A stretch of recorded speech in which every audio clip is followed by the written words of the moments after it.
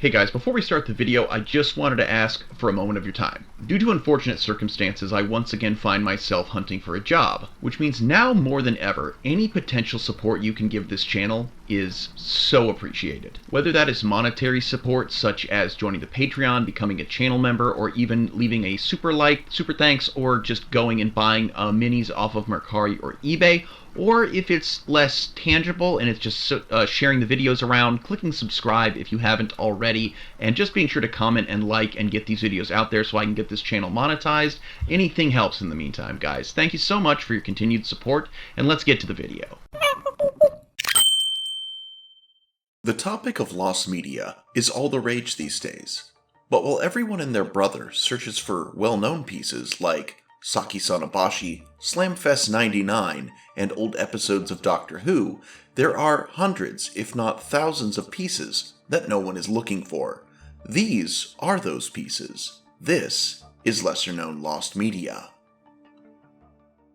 Hey guys, welcome back to the channel. It's I, Mr. Sean, and this is volume 41 of Lesser Known Lost Media. This is technically an extra video. Well, I guess it's Sunday, so that's technically this week, not last week. As you heard in the intro, I am currently job hunting once again. The job market's a little hard right now, especially ones that will, pay the bills. So, while I'm at home doing that, I figure, hey, let's put out as much content as we can, drum up as much support for the channel as we can, and encourage for people to support as well as get this channel monetized. Definitely an everything helps kind of moment. But if you're new to this series, what we do is we cover the lost media that you just don't hear about all that much on the other channels. We do 4 pieces of normal lost media, we take a brief ad break, and then we enter with a final 5th piece of spicier lost media. Take that for what it means. And with that all being said, let's get to the video. At number 1, we have A Kid's Life, Lost Touring Children's Musical from 2004 to 2010. Now, A Kid's Life was a touring children's musical that premiered sometime in 2004 and toured throughout the United States. Despite the show being performed for a handful of years, the show never saw a home video release, and very little of footage of the show is still available today. According to Playbill, the show's plot follows Zach, an adorable 5-year-old boy, and his golden retriever and best friend, Starsky. Together they embark on a fun-filled adventure through their hometown where they befriend Zoe, a spunky 5-year-old girl who is new to town and rather shy. Over the course of the day, Zach and Zoe encounter many new friends, from a talking clock who teaches them the importance of time, to a beautiful owl who reminds them that animals have feelings too, to an orange tree that gives them a deeper appreciation of nature.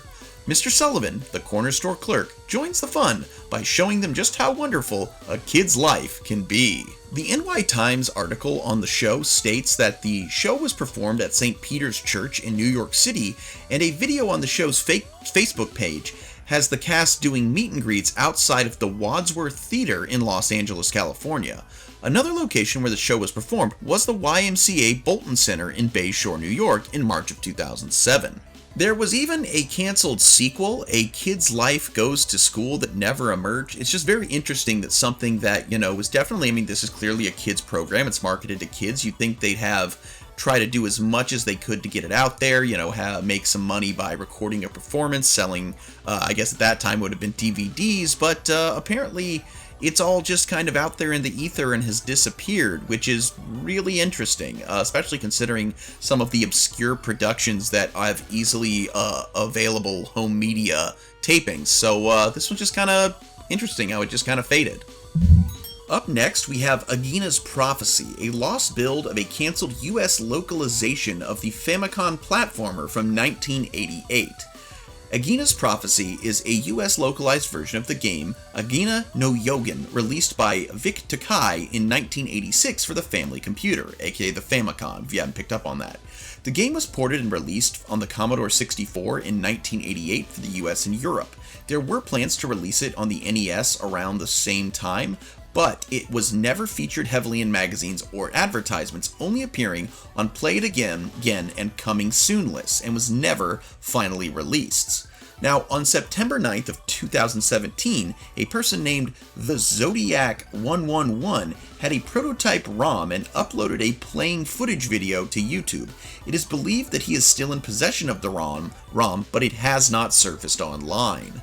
I took a look at the playing video from the Zodiac 111. This game looked pretty interesting. I mean, definitely a product of its time, so nothing like the games we have now, but definitely a cool looking little older game, especially from 1988. So kind of amazed that if it was good enough for the Famicom, they didn't think it was good enough for the NES. Alright guys, at number 3 we have Anime TV Dahaken Tamagotchi, partially found anime series based on the toy franchise 1997 to 1998. Now, for those of you who don't know, a Tamagotchi is a small electronic toy with an LCD screen that displays a small creature for the owner to play with and take care of. Debuting in late 1996 in Japan and mid-1997 in the rest of the world, these toys gained widespread attention and quickly became a hot seller. Yeah, and that is very, very true. I remember it was like the must-have when I was a kid back in 1997. My aunt actually managed to track one down for me, and I didn't even ask for one. I just assumed that you couldn't get them anywhere. But, you know, one of them, she gave me one for Christmas, and I mean, that was really cool, even though these things were like... And Tamagotchi was like the original one, too. Like, you didn't want the Digipet or whatever it was, the Gigapet. You wanted the Tamagotchi, but most people couldn't get the Tamagotchi. Mr. Sean had the Tamagotchi. That was pretty cool. But going on. So to capitalize on the success of the toy, an anime was made based on it, titled Anime TV Dahaken Tamagotchi, or translated Found on Anime TV Tamagotchi. The series is notable for being the first ever Tamagotchi anime.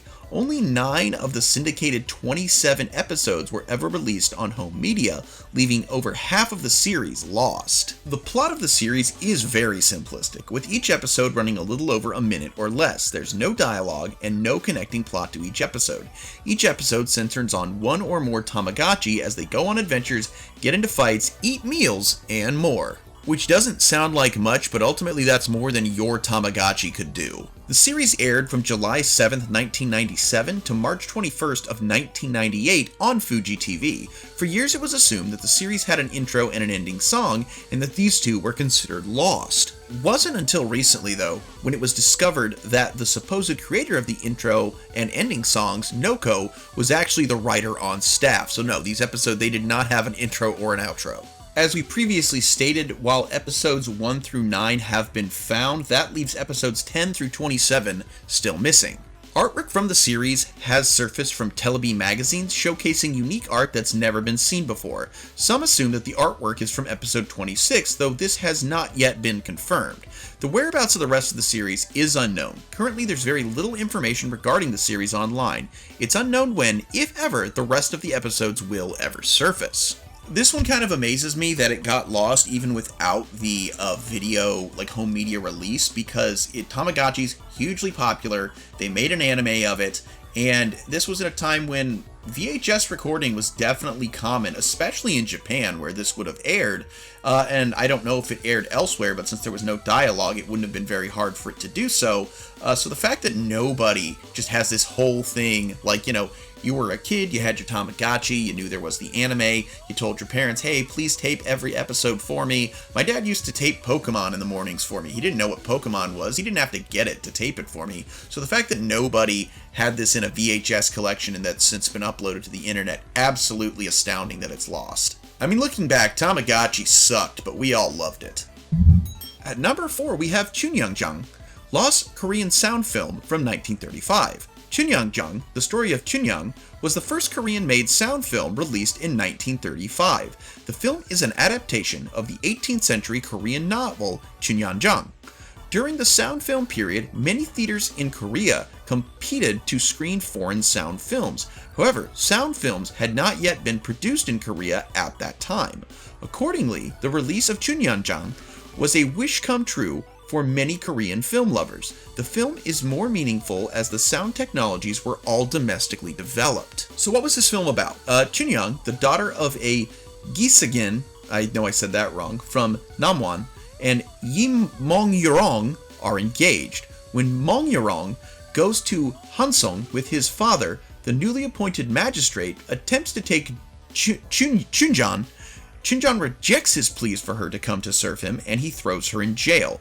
Meanwhile, Mongrong becomes an undercover detective after placing first on his national exam and goes to Namwan to arrest Beiyan Hakdo and rescue Chunjang.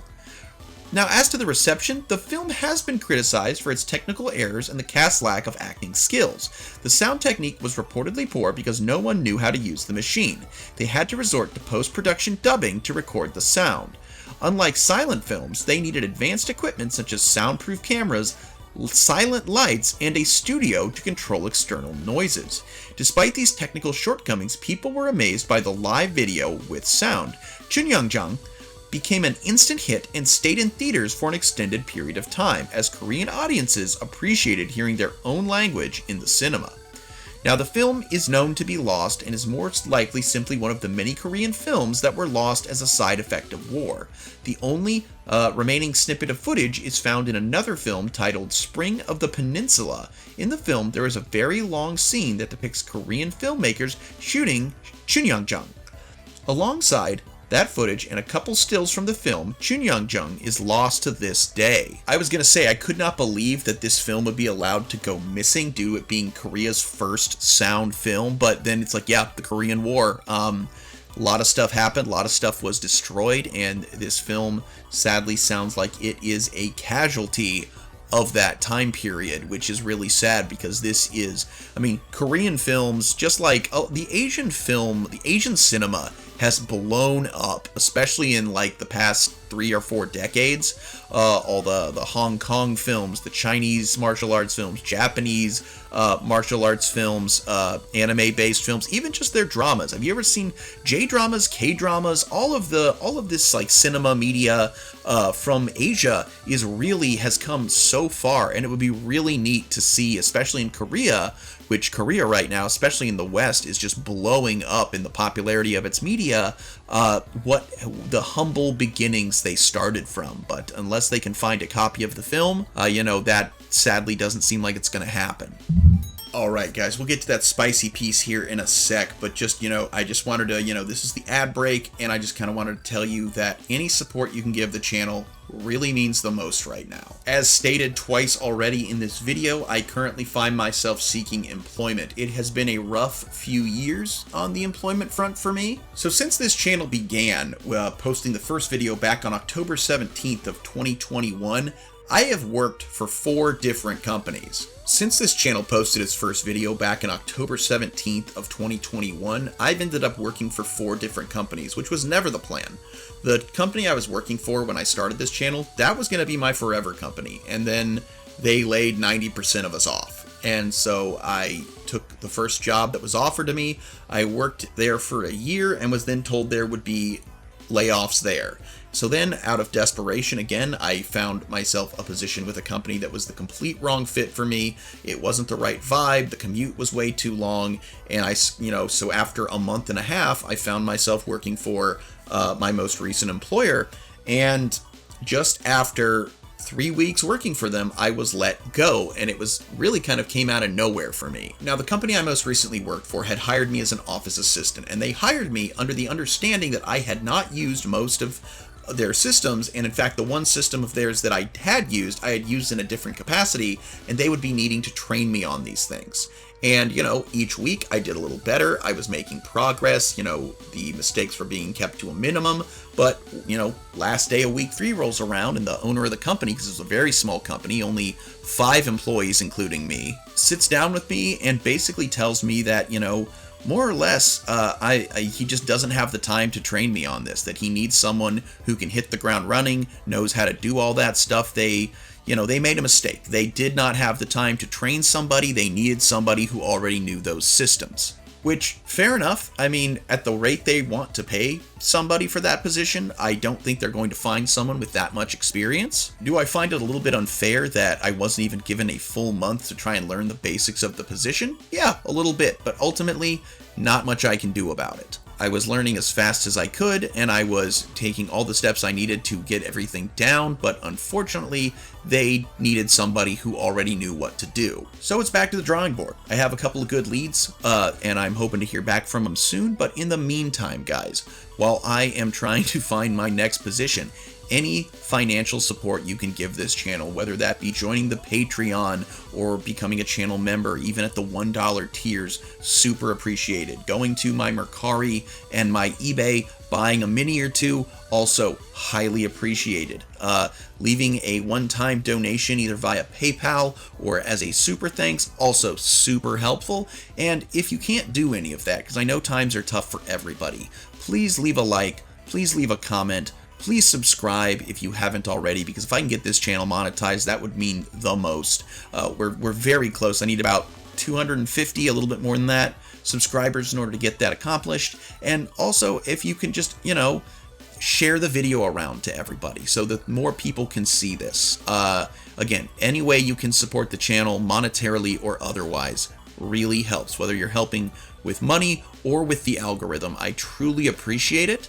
And I'm going to stop taking up your time with my woes, and we're going to get to that final piece of media. So today's piece of spicy media is actually also our viewer requested piece.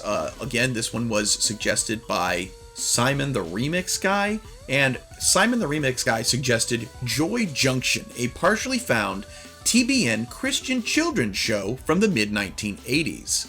Just know this one is rated NSFW and NSFL for the discussion of schmornography, cannibalism, and the exploitation of children. Now, Joy Junction is a 1980s Christian-themed television show hosted by the host Sheriff Don, set at the fictional village of Joy Junction, along with the town's residents, Mrs. Peterson, the Professor, Ron, and his puppet Marty. In the show, the children of Joy Junction engage in many challenging games while learning valuable lessons from the Bible, including solo performances from the singers and a small segment of Ron and Marty. The show aired on the Christian Television Network throughout the mid-1980s before it was syndicated on several other children's television blocks like Kids Club from 1993 to 2005 and Smile. The cast list of Joy Junction was Don McAllister as Sheriff Don, Forrest Padley as the Professor, Al DeSanto as Papillion, David Brantley as Whittler Dan and Jungle Bob, Les Padley as Deputy Les, Ronald Brown as Ron and the puppet Marty, Sarah Edens and Darcy Wilson as the soloists, Jackie McMinn as Mrs. Peterson, and Joseph Smith as Pastor Wilson. Any relation to the prophet Joseph Smith, I wonder? So had I not spoiled it at the beginning of this, I'd probably say now something like, oh my god, why would such a beloved Christian program be in this section of the video? Well, in 2013, the puppeteer Ronald Brown, who had the, role of the ventriloquist, was hit with child schmornography charges, along with documents implying that he, along with Michael Arnett on a chat group he was in, intended on abusing, cooking, and eating children in highly graphic details, including one child Brown met personally while performing at church. Ronald Brown was also charged with traffic violations back in 1998 when the police spotted a pair of boys' underwear in the passenger seat of his vehicle, but got off clean when he told the authorities that they were for his puppets. Before his eventual prison sentence, Brown was known to perform puppet shows at the congregation he attends, and often held pizza parties with children at his home. He has since been labeled as a sex offender and is prohibited from seeing minors or using a computer with online services. So what does that mean for the availability of Joy Junction? Well, the show's current whereabouts are unknown, as the tapes of the show may have been demolished after the Ron Brown case went wildfire, and nowadays only exist as 2 surviving episodes and many clips uploaded onto YouTube. Since April of 2021, 11 more episodes of Joy Junction have been uploaded onto YouTube. A commercial starring characters from the show included physical copies of Joy Junction, as well as Becky's Barn, are available through a $12 donation. No known copies of either tape seem to exist today. So yet again, we have a case of something becoming lost due to the inability for us to separate an artist from their art. And again, that's not necessarily a bad thing. Art is a very personal thing to an artist, and therefore, supporting their art, if they are a bad person, is in a way supporting their negative behavior. I made a similar argument when we were talking about lost pieces of Kevin Spacey media in a previous video. And while my opinions on how the Christian church educates and may or may not, quote unquote, brainwash young people through their programming. That's not what I'm going to get in here today. I want to believe that at least, the very least, the creators of this show had the best intentions, even if it was with 1980s sensibilities, and something that was meant to be wholesome is forever tarnished by the horrific actions of just someone who, the show had no clue was a monster. That a show that was a labor of love for so many people in an attempt to educate and perform for children was forever had its reputation sullied by one person is truly amazing and truly saddening. But again, I don't believe it's right to go, oh, well, it's fine, he wasn't doing any of that stuff on the show. No, you cannot separate the artist from their art, except in very specific cases where it's like the art was definitely just if the art itself is objectionable but was a product of its time. Again, I don't want to get into too big of a philosophical debate in this video. There are certain times you can, but I feel like this performer is just best left forgotten. It's just unfortunate that the work of so many other people must be forgotten because of that. And that's going to be our video today, guys. Again, be sure to like, comment, subscribe, help whatever way you're comfortable doing. I really do appreciate all of it. It does mean the most. And until next time, everybody, I'm Mr. Sean. This is Chimera Miniatures. I sincerely hope that all of your childhood puppet memories remain wholesome, and that you alpha great day, and an even beta tomorrow. Thank you so much to my continuing Beta Club member, J-Dog. It does mean the most. And until next time, everyone, bye-bye.